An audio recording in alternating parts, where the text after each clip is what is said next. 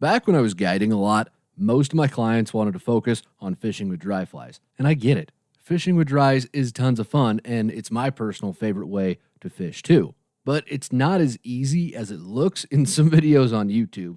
So today, I'm going to walk y'all through some of the rigs that you actually need if you want to have success fishing with dry flies.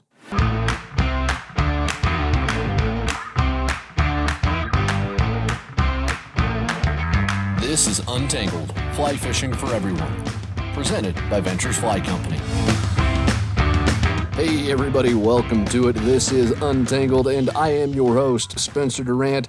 Happy to be here once again to sit down and talk shop, talk fly fishing with everybody. And I'm really happy that I'm actually inside. Today I've been working outside a lot lately, and it is freezing here in the middle of nowhere, Wyoming. But that's a good thing because the colder weather gets those fish moving, gets this fall fishing coming up. So I hope y'all have been able to get out and experience some of this great fall fly fishing. But enough talk about the weather. All right, this is not a weather show. This is a fly fishing show. So let's get into it. We're talking a lot of different topics this week. I've got some tips for y'all on how to set the hook on dry fly takes, tips for wading safely, which is always a good thing because I went for a swim a few weeks ago in my waders. It was not fun. So it's always good to make sure you're not wading dangerously. We're also going to talk about how to fish nymphs without an indicator, and of course how to set up your dry fly rig. And we're going to introduce a new segment at the end of the show this week, so make sure you stay tuned for that. You're not going to want to miss it. But without further ado, we're going to jump right into our short questions to open up this week's show. And the first one, Joe from Idaho writes in, says, "Hey Spencer, this is Joe from Southern Idaho. I was wondering if there's anything one could do when a fish takes my dry fly, then immediately dives into the weeds and pops the hook. Binge listened to the whole podcast, love your content. A couple months into this fly fishing adventure and loving it. Thank you, and tight lines." Joe, thank you. I'm really glad that you found this content helpful and hopefully entertaining as well. I entertain myself, but I'm here in the podcast studio / guest bedroom talking to myself. So, of course, I'm going to entertain myself. So, hopefully, it entertains the rest of y'all as well. Anyways, the issue you're describing here, Joe, it makes me think that you might just not be putting enough pressure on the fish to keep them from going wherever they want. It is really easy to think, especially when you're new to fly fishing, that you just have to let the fish run and tire themselves out, especially with this fly gear, because you got these long, slender rods. They're not as stiff as a bait casting or a spin casting rod. So the feel is different, especially if you've fished conventionally before. It's just a different, it's a paradigm shift you have to make almost in how you fight fish. But you can certainly crank down your drag to help stop the fish from diving into those weeds. And I'd also recommend experimenting with adding some side pressure with your rod to move and lift fish away from the weeds. We've talked about that on previous episodes of the show. So I would recommend utilizing those tips and seeing where that takes you. And then if you still need some help, right back in. We'll see what else we can do to help you out. Appreciate the question, Joe. Thanks a bunch. And our last short question for the week is Daniel from Iowa writes in. Says, how can you tell what's safe to walk on and what isn't when you're wading? Can you fish a certain rigs that might require a strike indicator without one? Daniel, that is it's a good question. And really, this boils down to trial and error. And I hate to say that because I don't want somebody to go out and slip and fall or whatever. So I'm not giving any advice. I'm giving advice. I'm not responsible. All right, we'll put it that way. I'm not responsible for what happens here. But the best advice, and I'm not just saying this to be, from the cover my butt standpoint, honestly, the best advice is just to exercise caution and not get into water that's deeper than what you're comfortable with, because it's hard to know just by looking at something if you're going to sink into it. There's been plenty of times where I'm like, oh yeah, that's not bad. That's not that deep of mud. And then I go into my knees and I'm stuck. So, and if you've ever been in that situation, you know how frustrating it can be. So Just from looking at it, it's kind of hard to tell. So you want to make sure, exercise caution. Don't get into water that's deeper than what you're comfortable with. I try to stay out of stuff that goes above my waist, but I don't always do that either. So that would be my advice on your wading safety. To your second question, you absolutely can fish certain rigs that might require a strike indicator without one. A strike indicator just helps you see when fish take your nymphs, and it helps suspend them at a certain depth. That's its entire job.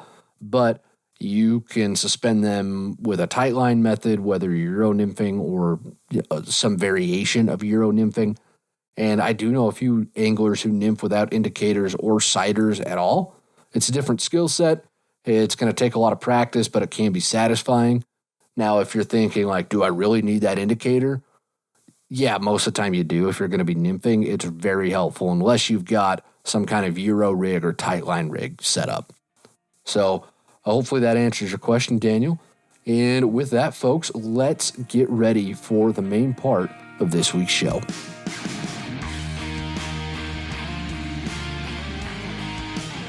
We are going to lead off the show, the main part of the show this week, with a question from Parker from Colorado. Writes in and says, "Hey, Spencer, I was out fishing a double dry rig this morning. After a little while, I was able to find some trout willing to take a look at my fly. The fish went for strikes probably 10 times, but every time it either missed the fly or maybe it spit it out of its mouth. In short, I did not catch any. What do you recommend in this situation? Should I size my flies down in this case? Thanks."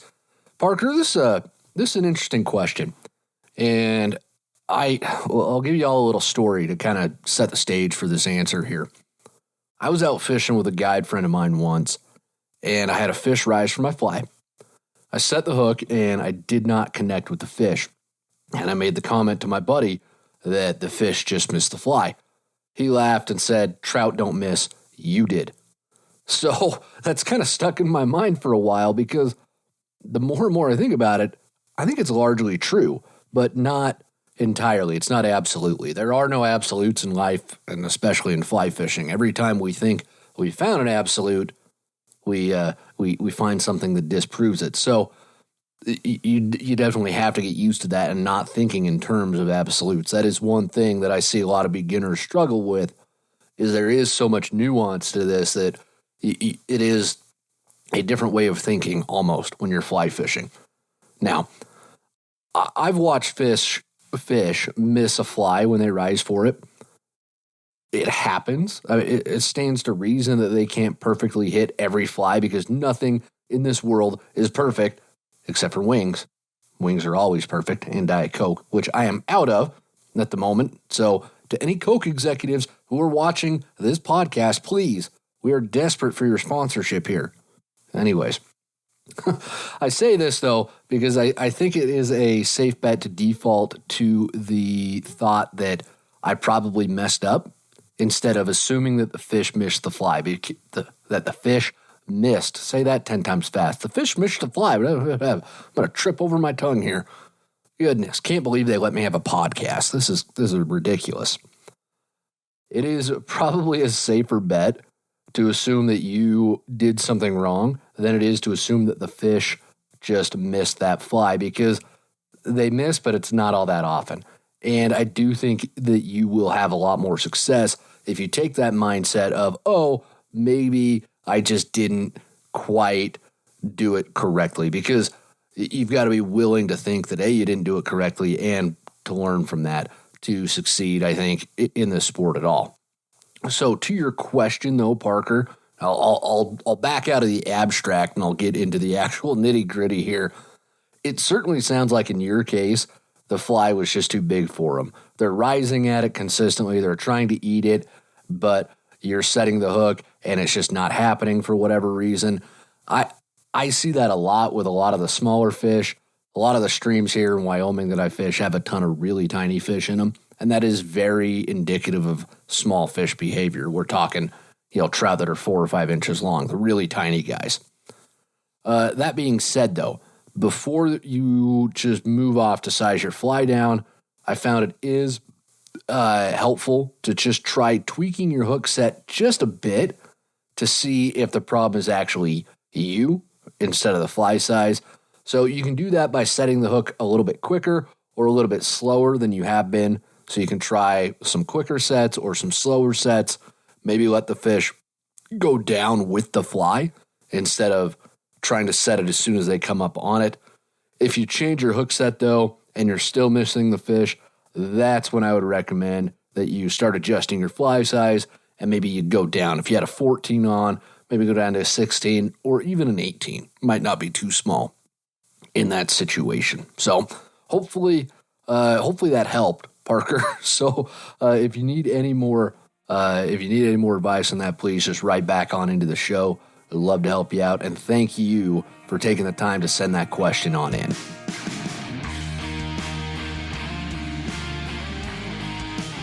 This next question is the one that I teased at the beginning of the show here. We're talking all about dry fly rigs, and it is courtesy of Micah from Utah. Writes in and says, I'm a huge fan of your show and especially enjoying your new fly fishing masterclass series on YouTube.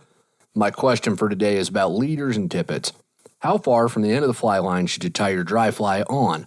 I know nymphs need to be further down depending on the depth of the water, but I always feel like I'm dealing with too much leader/tippet when I'm casting, and I'm wondering if I'm putting too much on. Thanks for everything you do and tight lines. Micah, this is a wonderful question. I love to talk about dry fly fishing whenever I can. It's like I love to talk about wings, dry fly fishing, and James Bond movies. Maybe not in that order. Depends on the day. And I will die on this hill. Roger Moore's the worst James Bond. I'm just going to put that out there. We can have that entire discussion in the comments later.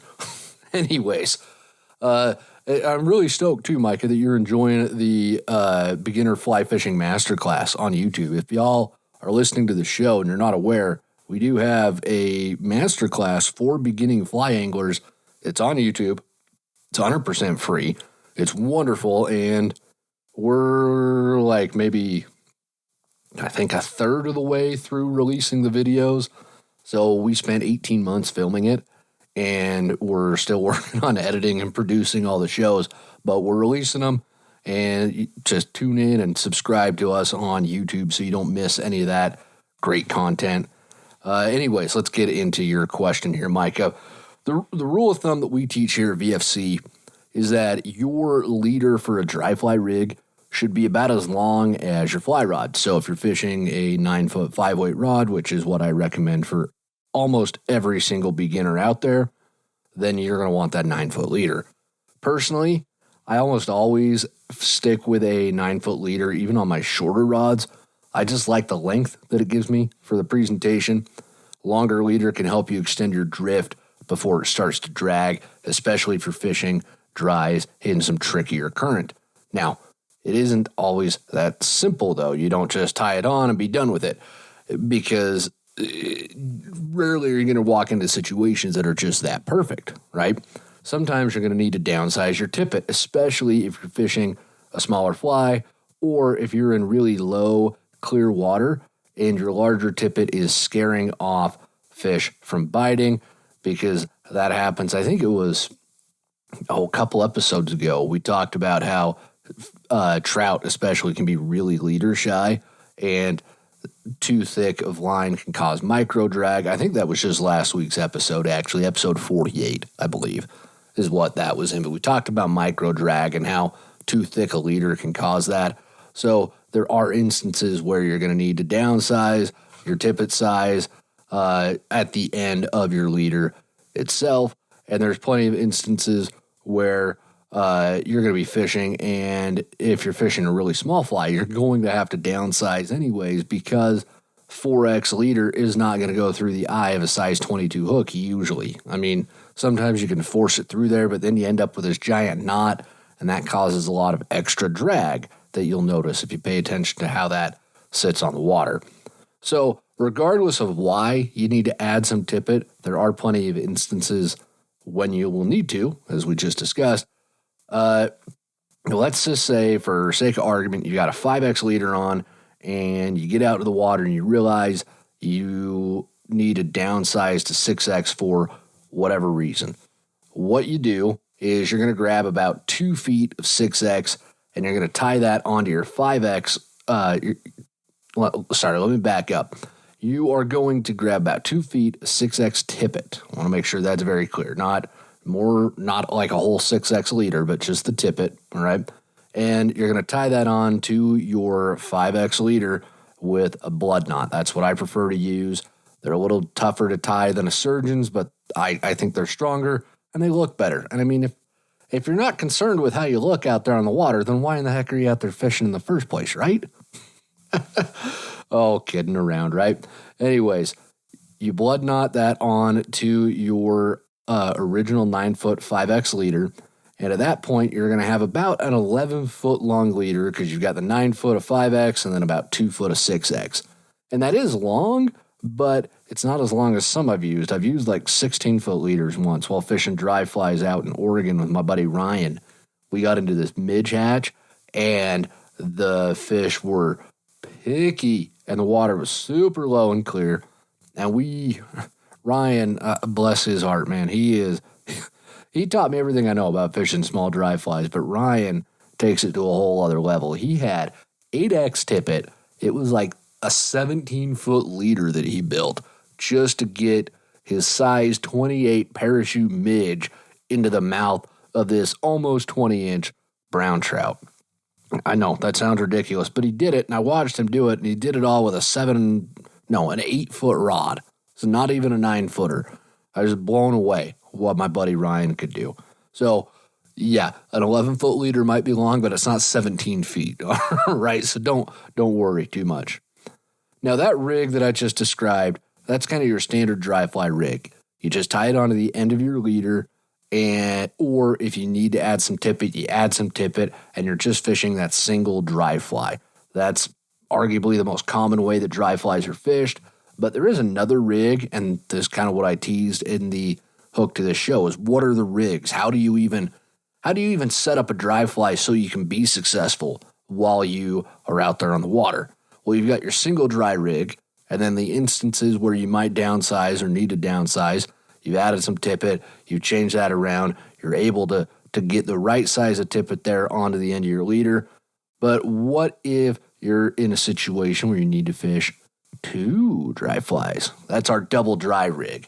And I use this, I probably fish a double dry rig more than I fish single dry fly, honestly, because it's just really, really effective, and I'll tell you why.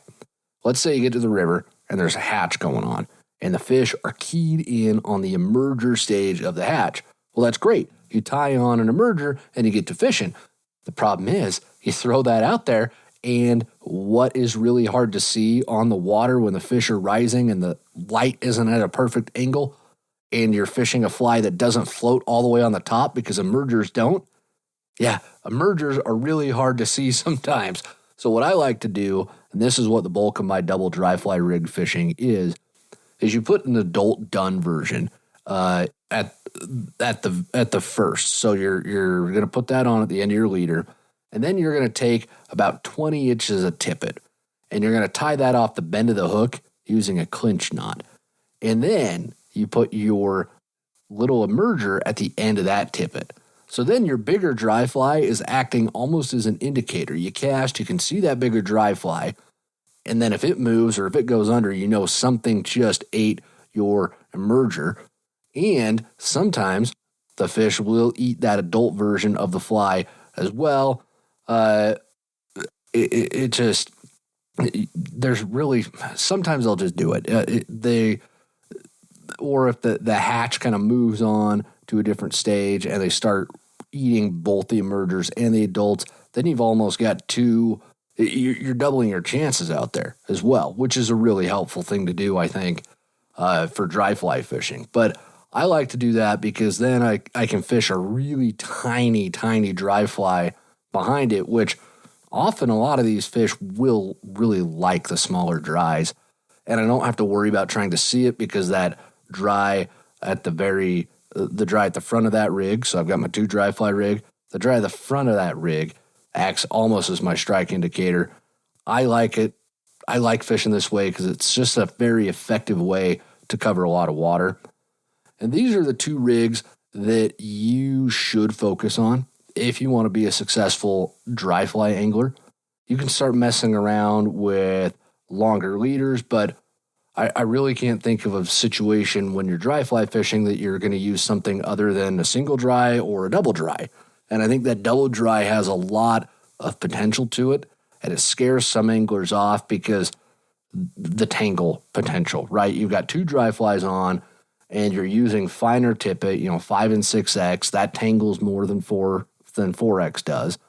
And one way that you can avoid a lot of tangles is open up your loops in your cast a little bit more. What I mean by that is try and pause a little bit more on your back cast to let those loops open up all the way so you don't get a tailing loop. It's the tailing loop that causes a lot of these tangles when you're fishing a multi-fly rig.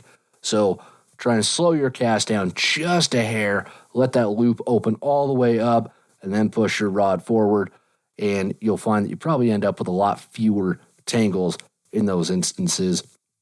One other thing that I do want to add to really remember with dry fly fishing, what it comes down to is you want your leader long and light enough that you get a really good drift for as long as possible before it starts to drag or that dry fly comes back to you. That's your goal with it. So all of your rigs should be built with that goal in mind. Now, I also want to add that we do have an entire video in our masterclass specifically about dry fly rigs. So I'm going to link that in the podcast description so you can go watch it and get some visual representations of what we just talked about. But thank you for sending that question on in.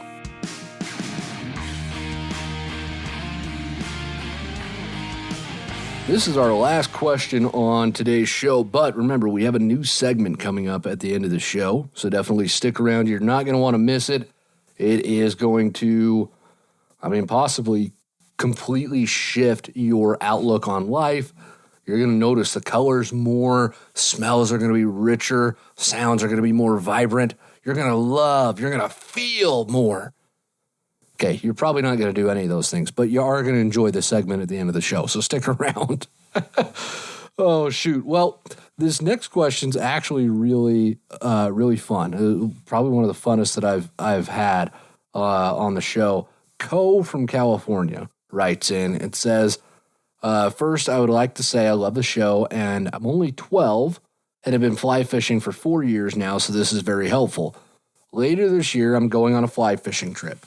Do you have any good tips on finding fish or searching flies on a new river? Thank you so much, and keep up the good work. Well, Co, first off, thank you for taking the time to write in. I think this is awesome that you're already getting into fly fishing, and I'm assuming your parents are supportive of it, so that's freaking awesome. All right, you could tell them that Spencer Durant from Untangled said that they're freaking awesome parents. Okay, that's a resume item right there. But I love this question. This is a really, really good question because it's something that a lot of beginners are always curious about. So, what do we do? And what do we do if we're trying to find fish in a new river? Where do we even start? Well, I want to give you all a little bit of a story here. I can't even remember how old I was. It was one of my first trips that I ever made to the Green River below Flaming Gorge in Utah. I was out there with a buddy of mine, and I remember it was middle of summer, so it was hot. There were tons of people there, and we show up to the river, and the boat ramp and parking lot there at Little Hole is just packed. There's people everywhere. So I was kind of discouraged right off the bat because there were people everywhere. But we get down to the river, and this was one of my first times I'd been there, but I'd never fished the Green before. We'd always gone floating it with our scout groups, or I think I did like a family reunion there once where we floated the river too. So I'd never fished it, but I'd floated it. Well, I get out there and I can see some fish rising. I can see them jumping clean out of the water, and I'm getting excited. I'm like, man, if they're jumping out of the water, I could just hold my net underneath them and catch them at this point, right? It's going to be easy and simple and great and wonderful. And it wasn't. It wasn't at all, because I got out there and I had no clue. I was so new to fly fishing, and I wanted to try and fly fish. I'd done a lot. I grew up knowing how to fly fish a little bit, but I grew up spin fishing a lot. And then about high school is when I really said, I'm going to just fly fish, and kind of dedicated myself to it. But at this point, I was still so green that I just really didn't know what I was doing. And I don't even know if my dad was. I don't even know how I got to the river this day. All I remember is fish are jumping everywhere. So what did I tie on? Not a dry fly. No, I tied on a San Juan worm and said, "Oh yeah, this is going to catch me some fish," and it didn't, because they weren't looking for worms, and I was probably fishing it incredibly wrong because, again, I did not know what I was doing. But this is a situation we all find ourselves in, especially as beginners. You get to a river, there's fish, you can see the fish going, but what in the devil are they eating? What are they looking for? I was completely out of my element, and I don't want y'all to feel that same way. I don't want y'all to have that same sense of complete helplessness that I did that day when I was like, well, if they're not going to eat a worm, then they're probably not going to eat anything else, and I just kind of gave up. So to avoid a situation like that, in my opinion, boils down to a few key things. You've got to recognize good trout water. That includes seams, runs, pools, riffles, and pockets. You need to be able to identify what the fish are eating or potentially eating, and then you need to be willing to cover a lot of water. Now, I want to tell another story that I think illustrates all these points. There's this river that runs here by my house in Wyoming, and I drive by it often enough, especially when I go back to visit my mother-in-law in Utah, because the only reason I ever go back to Utah is to visit my mother-in-law. No, I go back for the wings and my mother-in-law. Anyways, I look at this river and I can see a bunch of really good trout water. So the first maybe, I don't know, half dozen times that I fished it, I was picking out really good trout water and I was casting to it, but I ended up catching a lot more fish in the riffles and runs than I have in the pools and the pockets so far to this point. And that was interesting because you look at this river and you would think that, oh, that's a really good run, that's a really good riffle, and you would think that is where a lot of the fish would be. And there probably are quite a few fish in those spots, but most of the fish that I've caught in this river, and I'm still figuring it out, I'm still new to this little spot, but most of the fish I've caught here have come out of the pools and the pockets. So I've looked at different water, I've run around, I've covered a lot of water. The other thing I did, though, that really has kind of helped me have really good days on this bit of water is I have started using big crawdad flies because there is a ton of crawdads in this river instead of the usual smaller trout flies that I sort of default to. And that has helped me really change the game. And then I've also covered a ton of water while I'm waiting this. I've walked miles and miles of this river trying to figure out where the fish are, what kind of water they like best, because every river has its own characteristics. Every river has its own idiosyncrasies. Every river has its own personality. And if you're not willing to put the time in to discover those, then you might miss where the really good fish are, or you might not catch as many fish as you could, because it does require some work to figure out where the fish are, where they like to hold in that river. And yeah, there's going to be a lot of crossover. You're going to find fish and riffles in rivers. That's a given. If it's the right time of year, they're going to be in the riffles, but bigger fish might be in a different spot, or there might be more fish in a different spot. It just depends, and you've got to cover a lot of water to figure that out. That's what I figured out with this river by my house. I didn't ever... If I just stuck to fishing the big pools, and there's tons of beautiful big pools, I might have caught a few. And if I just stuck to fishing the riffles, I might have caught a few. But because I walked through and found out where the fish were, and that they're in some of the smaller pools and the tighter pockets, that's where I've caught the most of them. I wouldn't have known that if I hadn't put the miles on my wading boots. So, I hope I outlined how I walk through these steps there, but I want to make sure it's a very linear thought process for y'all to follow. I think that's helpful. So when I get to a brand new river, what I do, the first thing that I'm looking for is that good trout water. Seams, runs, pools, riffles, and pockets.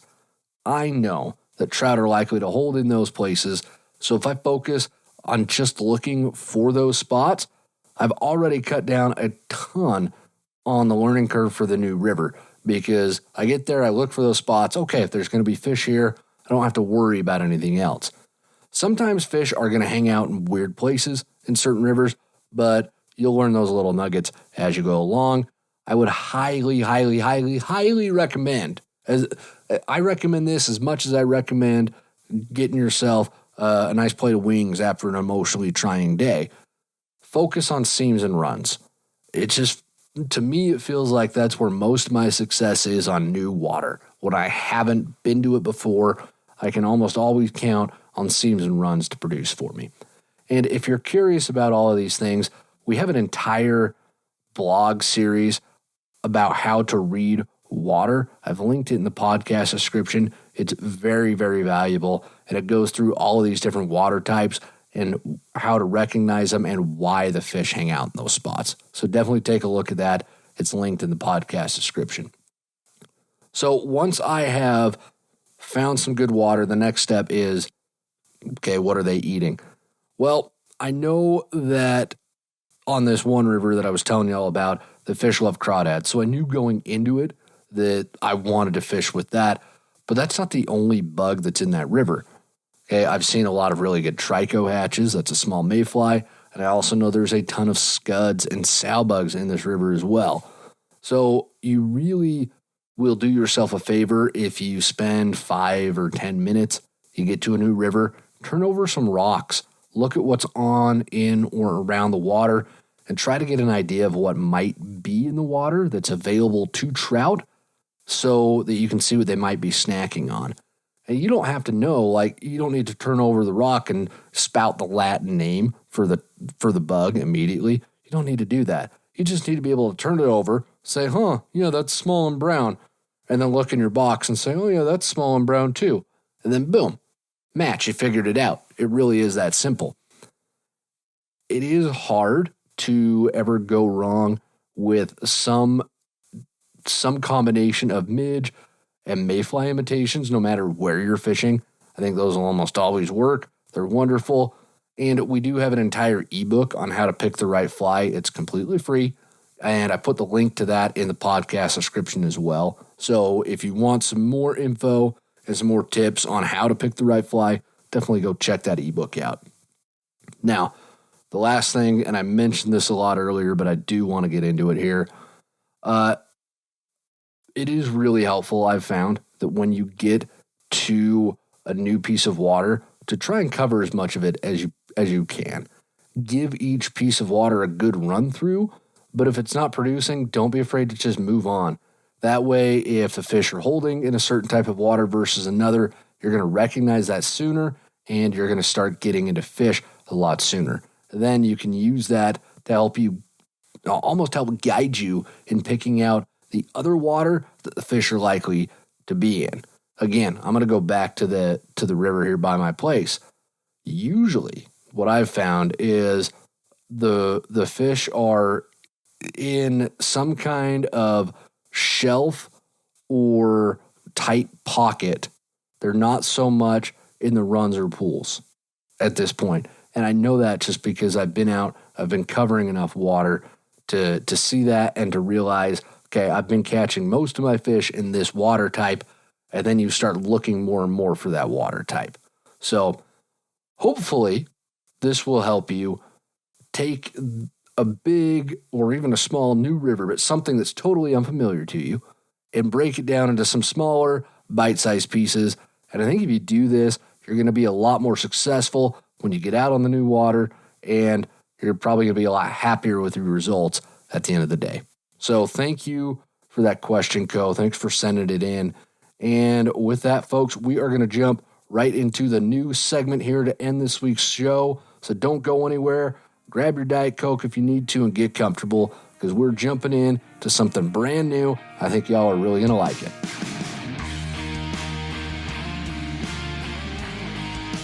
So instead of doing story time every week, I want to take this time at the end of the show to just I'm calling it my thought of the week.